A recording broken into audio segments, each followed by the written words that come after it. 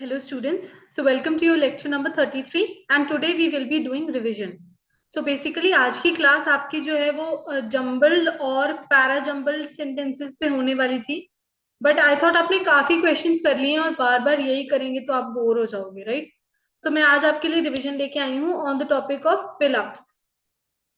Now this is a random topic है ना, this is very random. इसमें कुछ भी कॉन्सेप्ट कोई भी थ्योरी नहीं है, but usually it is believed that fill ups are come from prepositions और योर कंजंक्शंस यूजुअली, या फिर फ्रेजल वर्ब्स होते हैं.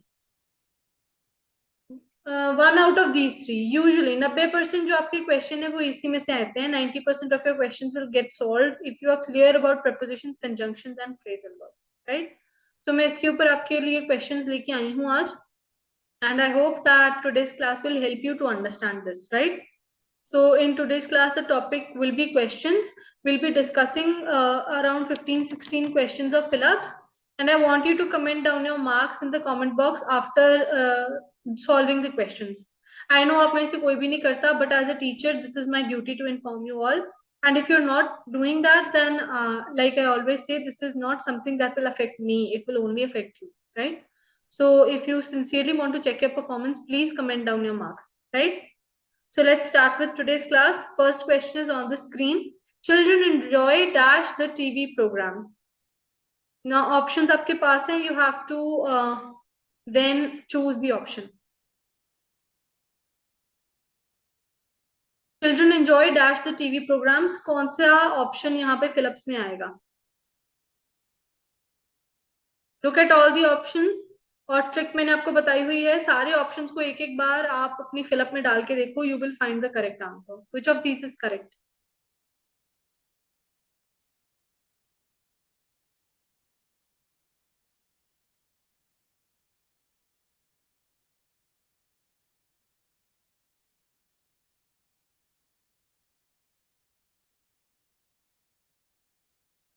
So the answer is children enjoy watching. Children enjoy watching. Children enjoy to watch इसलिए नहीं आएगा बिकॉज ये continuous activity है ना. देखना पसंद करते हैं. एक बार नहीं देखा उन्होंने, कई बार देखना पसंद करते हैं. It is a continuous activity. So to look at, to see, ये सारे गलत हैं. It is watching. To look at is actually a phrasal verb which means to understand something, right? Next, today students should be reconciled dash the way things are changing. For, at, with, to, क्या आएगा यहाँ पे?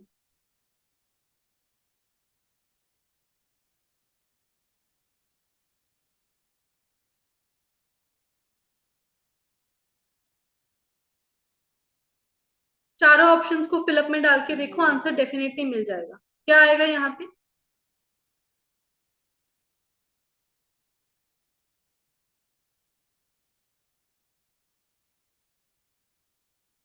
So the answer will be today students should be reconciled with the way things are changing. Reconcile with, reconcile होता है जोड़ना दोबारा किसी चीज के साथ.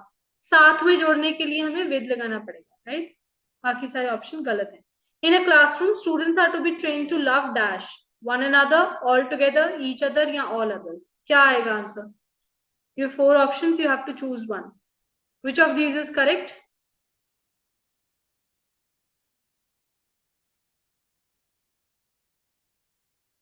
क्या आंसर आएगा यहाँ पे?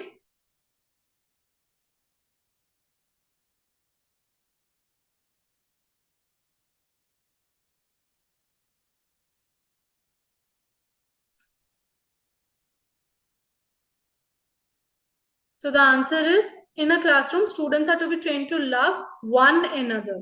बाकी सारे ऑप्शन गलत हैं. It's one another. Next, you have all come well prepared. I dash you to pass this exam.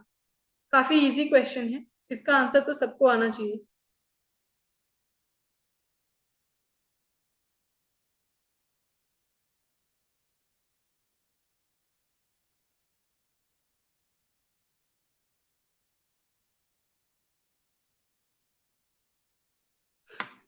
The answer is expect.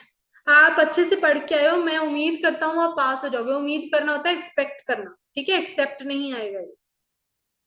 Next, a dash of Japanese artist stepped off the coach amidst warm welcome. क्या आएगा यहाँ पे? कौन सा option आएगा यहाँ पे? ये वाले फिलिप्स हमने ऑलरेडी किए हुए हैं तो आपको आने चाहिए। अब गलती नहीं होनी चाहिए इसमें।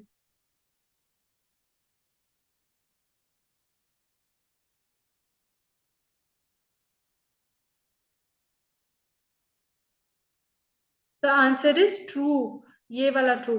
ई वाला ट्रूप। ये वाला troop is not applicable because this is of soldiers. Okay, gang bank ये सब गलत है। Troupe. Next. For all is dash, he is a dash. This is a saying. Okay, ये एक फेमस सेइंग है। ये भी आपको आनी चाहिए। हमने ये फिलिप्स किए हुए हैं तो अब इसमें आपकी गलती नहीं होनी चाहिए, राइट? दोबारा से कर रहे हैं तो अब गलती नहीं करनी। क्या आएगा यहाँ पे?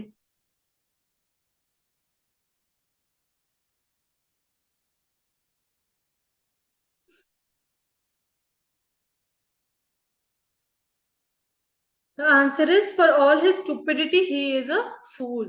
दिस इज अ सेइंग, एक फेमस सेइंग है इसलिए ऐसा है। नेक्स्ट।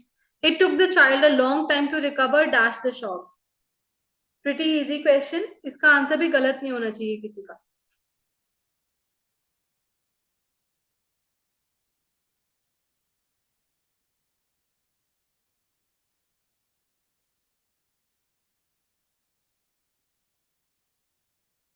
क्या आंसर आएगा यहाँ?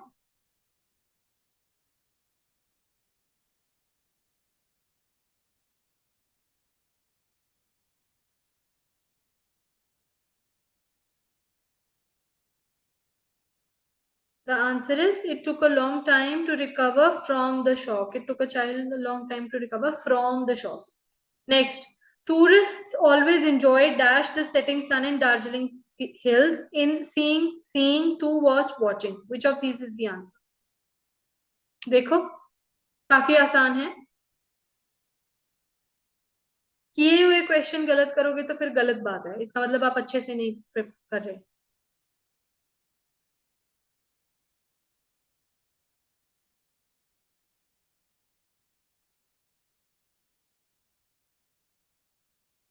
क्या आएगा यहाँ आंसर?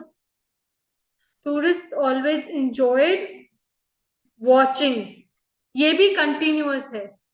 ऐसा तो है नहीं कि अब इंजॉय नहीं करते हैं ना, अब भी इंजॉय करते हैं। It is continuous. Tourist always enjoy watching the setting sun in Darjeeling hills. It will be continuous.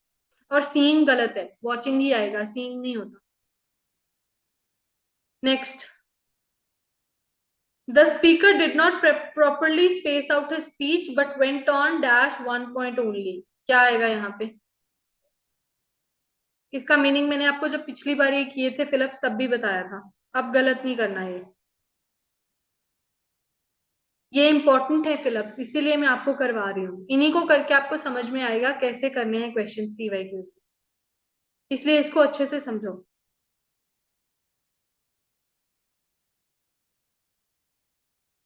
क्या आंसर आएगा? The speaker did not properly space out his speech but went on decrying one point only. एक ही बार को लेके, एक ही चीज को लेके बार बार बोलते रहे। Next. A person who dash on his own effort has the best chance to win. क्या आंसर आएगा? ये भी इजी है। सोचो और फिर करो। और ये तो अब सारे ही आपके लिए इजी होने चाहिए क्योंकि हमने किए हुए हैं।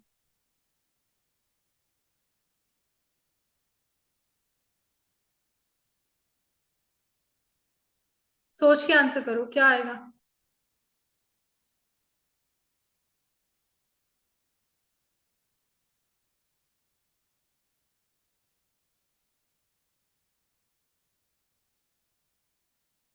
The answer will be a person who relies on his own efforts. अपने एफर्ट्स पे ऊपर खुद निर्भर रहने वाला इंसान, उसका बेस्ट चांस होता है जीतने का। Next. It is dash if we can organise another exam this month. Choose from the options. क्या आंसर आएगा?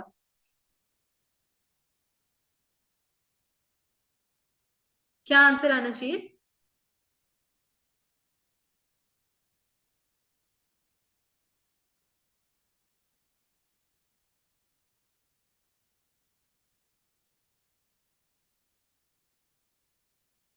काफी आसान है।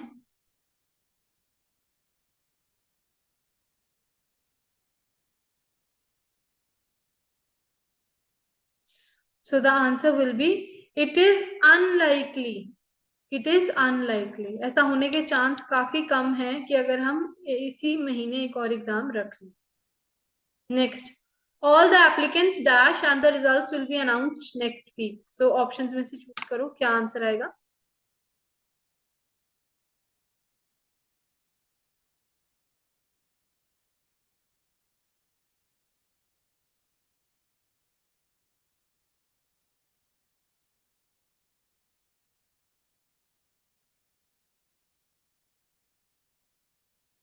काफी आसान है ये भी.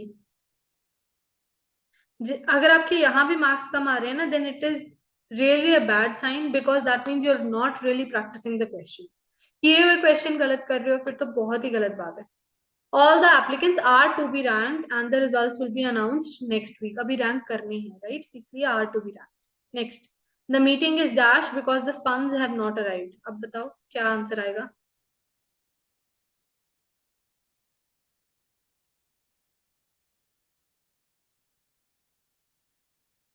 क्या आंसर आएगा.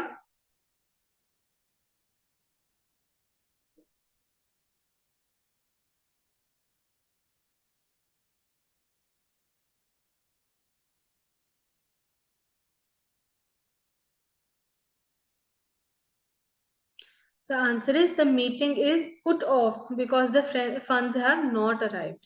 अभी के लिए पोस्टपोन कर दी गई है.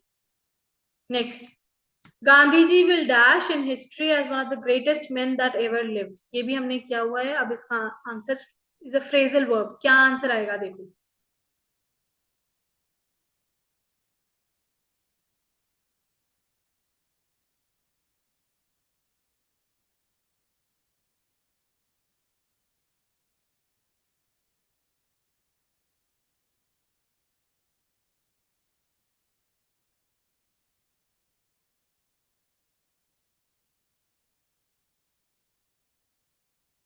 The answer is Gandhiji will go down. It's a phrasal verb. Go down answer है. Next, since Elizabeth Barrett Browning's father never approved of dash Robert Browning, the couple eloped to Italy where they lived and wrote. What will be the answer? लंबा sentence देख के आधे लोग तो यही hope छोड़ देंगे कि अब पता नहीं क्या होगा. ऐसा नहीं है. आसान होते हैं लंबे सेंटेंस. हमेशा लंबा क्वेश्चन आसान होता है. वो लंबा इसलिए किया जाता है कि सिर्फ परसिस्टेंट लोग ही उसको सॉल्व करें. जिनमें परसिस्टेंस नहीं है वो तो सॉल्व करने की हिम्मत ही नहीं करेंगे ना. चलो इसको करो सॉल्व अब.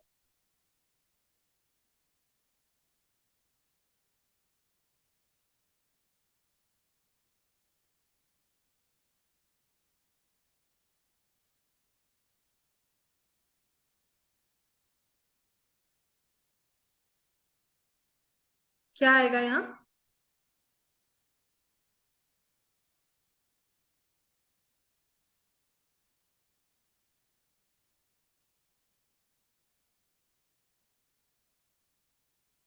The answer is her marrying.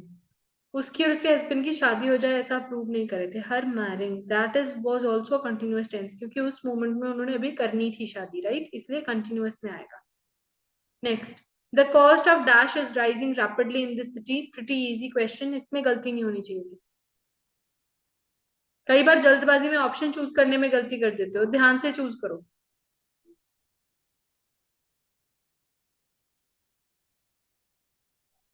क्या आंसर आएगा.